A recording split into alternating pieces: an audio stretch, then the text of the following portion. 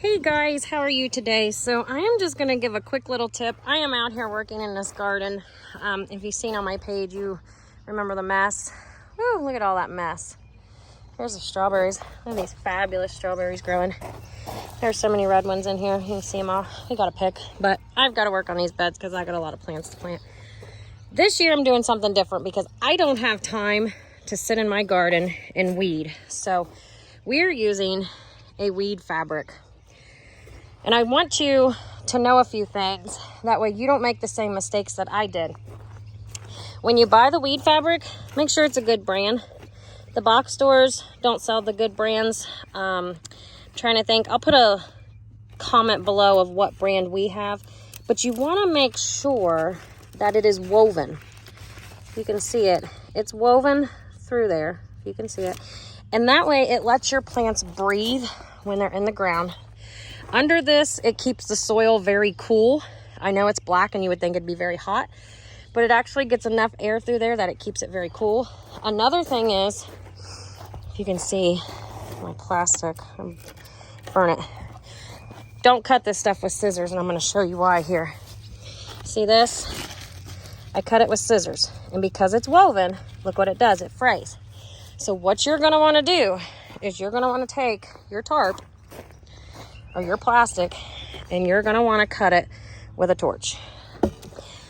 This is my first year using it with cutting it, and I need to make some adjustments next year, but if you can see that, I cut it, and it's a hard plastic.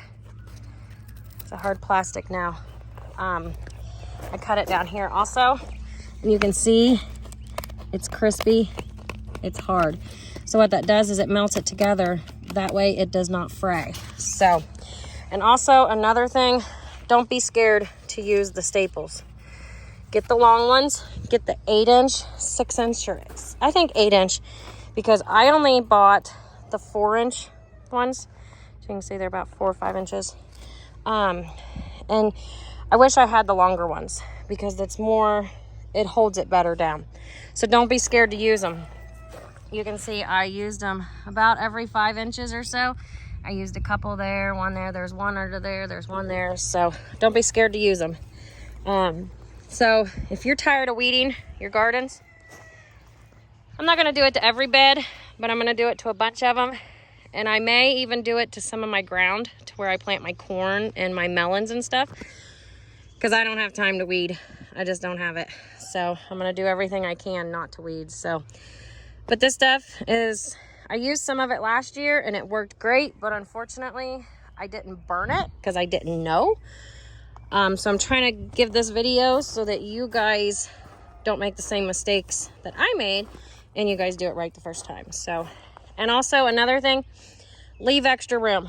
I measured, I had about 5 inches overhang down there, and I measured all the way and I cut it right here because you can see my little plastic with where I torched it.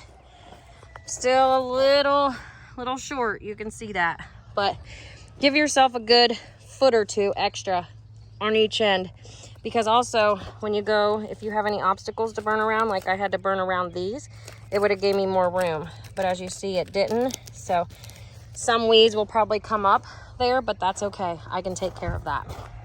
I can weed that little area. So other than that, if you have any questions, leave your comments below. Happy gardening, everybody. Bye.